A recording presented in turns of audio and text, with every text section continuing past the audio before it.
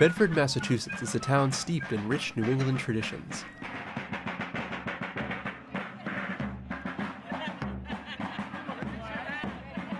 But many of its residents hail from around the globe. I was born in Barcelona, Spain. I was born in London and grew up in London. My parents were from the region of Tuscany in Italy. I was born and raised in Krugersdorp in South Africa. I was born in Taiwan. I was born in India, in city Meerut. I was born in Kanpur in northern India. Even though some of the people in our town have moved to Bedford from far away, they stay connected to their unique cultures through the food they cook and share with family and friends.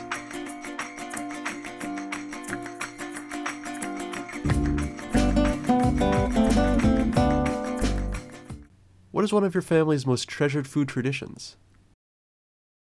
Sunday lunch was always a treasured family tradition, both growing up in my home and I know in my husband David's home. You turned up for Sunday lunch, and so too it has been in our family. And it was always a fun meal in the middle of the day, obviously lunch. And generally speaking, it was the time for the roast, the pork, the beef, the lamb, and the vegetables that went with it. And then, of course, there was always a cooked dessert. In the case of my husband and my children, they loved their apple pies. And very often one apple pie wasn't enough. I was out in the kitchen making a couple of apple pies every morning. The conversation was always, and still is always, very interesting around our family table. But it's very much supported by the food that we're taking in.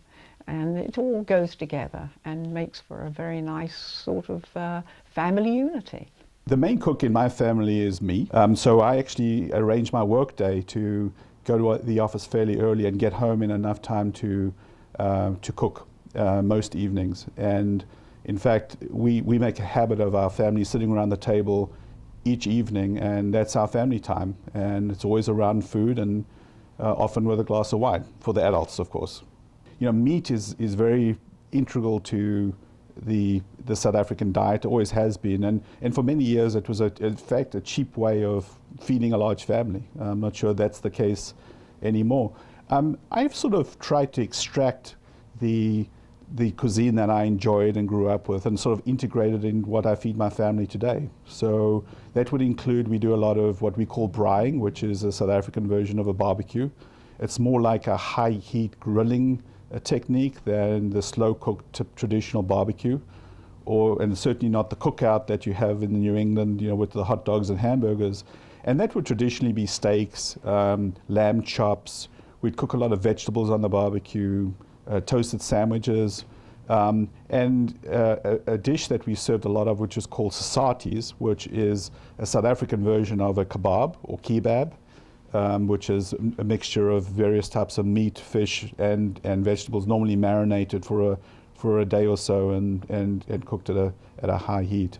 So we always we really fed completely off the barbecue, if you like. So all different, whether it was an appetizer, main course, all the vegetables would generally be barbecued.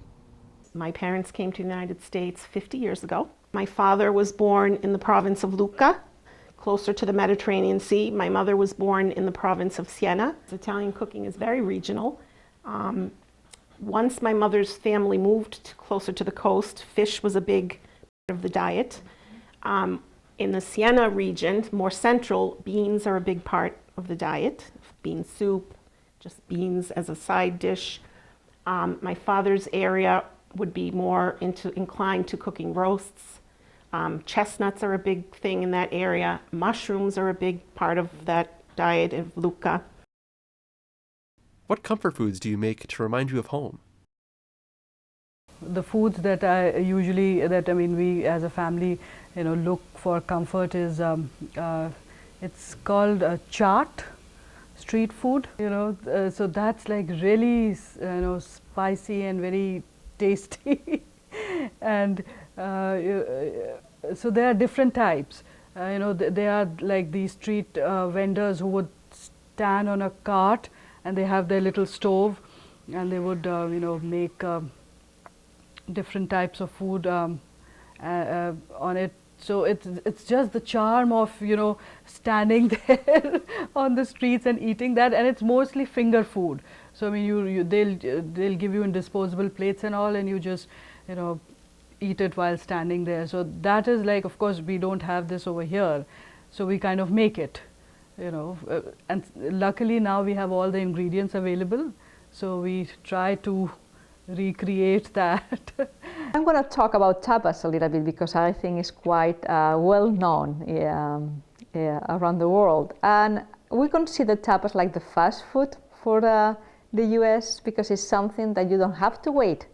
You can ask as soon as you go to a bar, you say, well, can you give me a little bit of this, that, and in 5 minutes you have it. Eating tapas is also a social event. And you get together with people. Maybe you are standing up, you don't need to sit down. You stand up with a glass of beer or wine, and then you try different tapas, and you talk. And the idea is to get together with people. So, I mean, the tapa that is quite common all over Spain is like tortilla de patatas, potatoes omelette. But depending where you live, they are going to serve it with something quite unique from that area.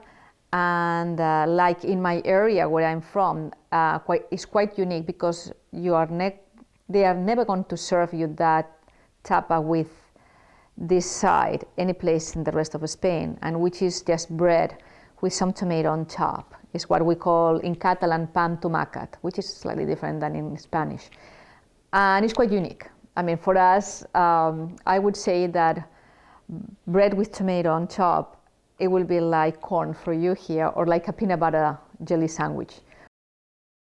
What foods do you cook for special occasions? There are certain dishes that I cook them for special occasion or for holidays. So on Lunar New Year, I always manage to cook 3 items. Dumpling, which is certainly symbol, you know, a very traditional symbol for Lunar New Year because it's shaped like a nugget.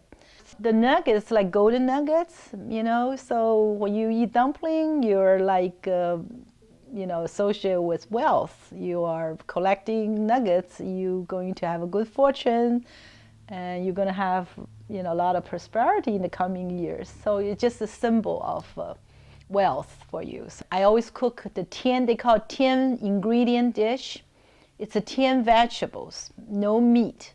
And everything's sliced into a very fine slice, and then you stir fry them all together. And it's wonderful. It's a very, very good vegetarian dish. And this 10 things just means abundance, means, you know, it's just a very, very traditional New Year Eve dish. And third thing is egg roll, because egg roll is not necessarily, you know, Lunar New Year food. It certainly can be cooked at any special occasion because it takes a lot of time to do it. But my sons love them. They always bag me. Then I always tell them, say, wait until Lunar New Year, then I will cook them. We have a festival we call Janmashtami. So that is a special, we make a special different kind of sweets at that time. So that is a special function there.